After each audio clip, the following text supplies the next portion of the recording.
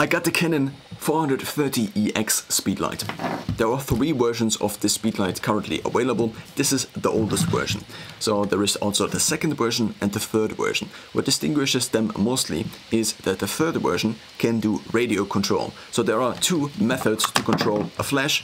The first one is radio frequency or electromagnetic waves, and the second one is infrared, so basically light waves. So if the flash flashes something, let's say it is the hand here, then somebody else, in this case the flash, can see this light and then react to this and also flash a certain object, which is what you then can use in order to use multiple flashes in order to shoot something.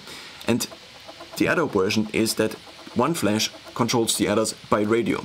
This function is called one, so the controlling flash is called the slave. Some cameras I think do also have a built-in master that is radio controlled, so it is called RT for radio controlled. Some might also have a built-in infrared master.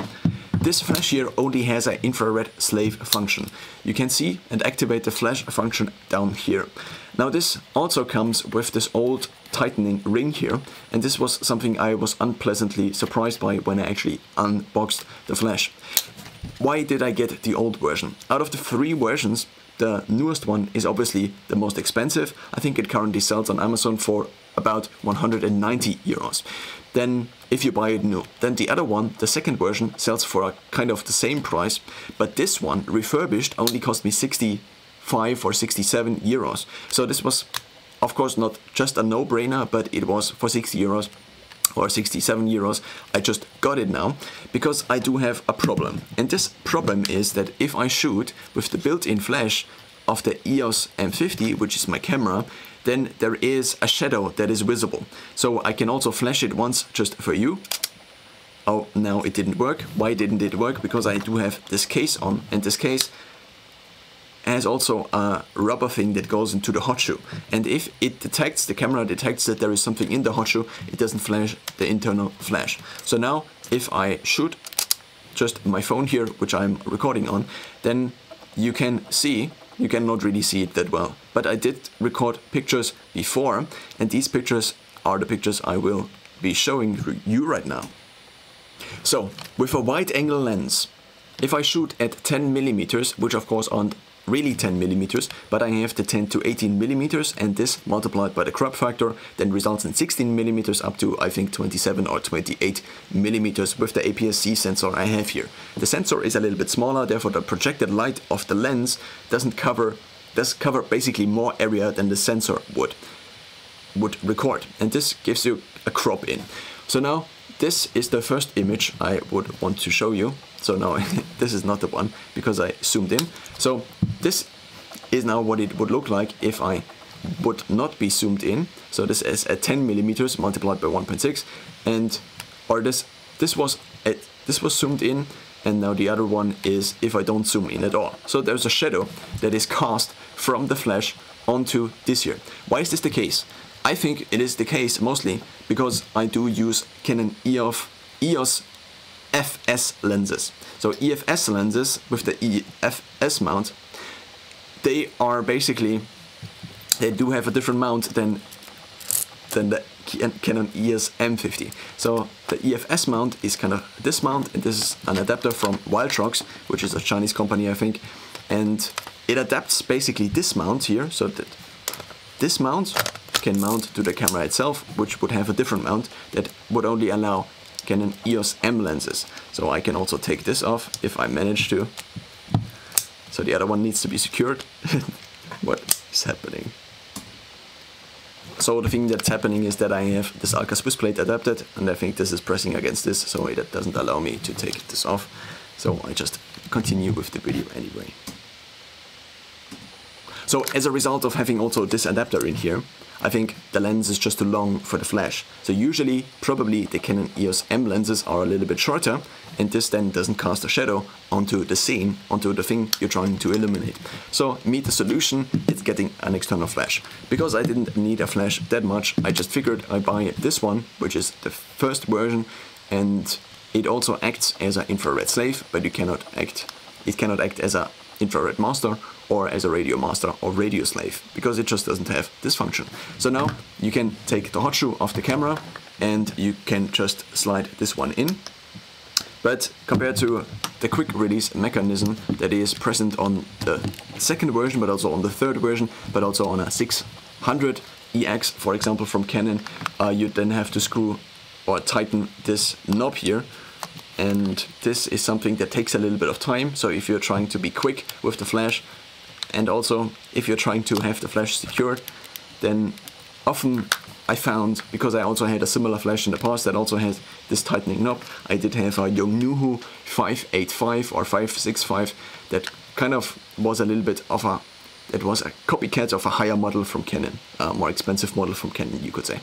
So now, if the flash is on and it's already turned on, then if it is charged, then it lights up here. So this is the thing you can then use to manually use the flash, like this. I don't know if the frequency of the video, so the bitrate of the video recorded this flash, because it probably was very short. And then you also have multiple knobs on here which you can use to have manual settings. What I usually just use is the automatic settings. And now for shooting something with the flash, there are basically two options if you have the camera. Because you're shooting into the direction of also where the lens is basically directed towards, it often makes sense to target the flash directly at the thing you're targeting at the object you're trying to photograph. The problem with this approach is only that it is a certain image look you might not want to have. So this is kind of the typical flash look that also digital pocket cameras, for example, have, also a smartphone has. So this is kind of what it looks like. So the flash is kind of visible. It might also be visible as a reflection in the eyes of people, or also in other things that reflect light. So there is a solution to this, which is flashing against another object, and then the light hits the target or the object you're trying to photograph indirectly. So if you have a white ceiling, for example, that is not too far away, and the flash is not too weak, then you can actually try to shoot basically against the ceiling up, and then the light comes backwards in time, and this is then what it looks like. So this is a kind of a different look. It lights up the object you're trying to photograph indirectly, and indirect light is usually a little bit more pleasant light, which also does not make out harsh things on the skin, for example. So the skin might also be a little bit softer, so overall it might be more pleasant. Now the problem is, if you are, for example, at a party location and you're trying to shoot up against the ceiling, or if you are outside and you're trying to shoot up against the ceiling, there are two problems that occur. The first problem is that now every time you, for example, rotate your camera, and also the flash might not be totally secured because it doesn't have this new quick release function, then you need to target the flash still against the ceiling. And then you go like this again, and then you still have to rotate the flash again. But maybe you want to rotate against the ceiling, so it's like this, and then you go, okay, and maybe it's not exactly like you wanted it. So there are a few factors that kind of influence the speed at which you are able to take pictures, but also at how professional you look if you constantly have to change something on the camera.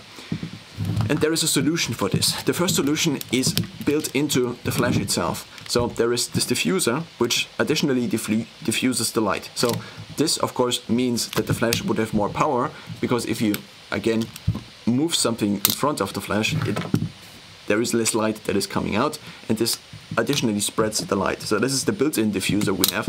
But additionally, what I got, and this is also what party photographers, for example, often have, is this additional diffuser. So this one goes on here, and I think it goes on like this. You could also try it the other way around, but then it falls off. So there is only one way round, and so the cap basically, or there is a small thing here, and this one goes, I think, to the bottom, and then it also sits very well, but it probably also still would fall off, so you might want to secure it with some tape or something like this. You could, for example, use electrical tape and then just have it around like this, or also transparent tape and then secure the flash onto the flash, no, the diffuser onto the flash. Now, in terms of flexibility, this flash can shoot forwards. It can also rotate to the left 180 degrees, so you can potentially shoot or lighten something up behind you. But the question is, what are you trying to achieve with this if you're still capturing the thing that is in front of the lens?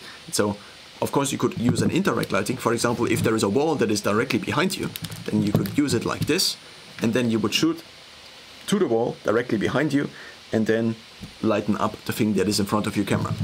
But you can also rotate it back and to the right, as it just fell off, as I kind of predicted, and then to the right you can also use this, but there maybe to give you only one option, it only rotates 180 degrees to the left and only 90 degrees to the right. Then you can also rotate it upwards and also a little bit backwards. But of course you can rotate it kind of more backwards or use more functions if you then rotate it around the other axis and then also have it like this. In total now, I think this, for me at least, is a good and a viable solution. That it was kind of not that much of a purchase decision because it only cost 67 euros compared to 190 euros for the second or the third version. It also additionally comes with this lid here, which is the battery lid. So when it comes to batteries, I tried rechargeable batteries for flashes in the past. The result was kind of that usually they are not reliable enough for them to use them kind of in a professional setting. So you have to constantly buy batteries, AA batteries, and then insert them into the flash and out of the flash. There is an additional problem because usually one of these 4 just goes out of charge. So if it goes out of charge, then you can either exchange the whole set, which is a little bit more expensive over time, but it also means that you're throwing away batteries that still would have kind of some capacity. But the problem is you don't know which of these it is.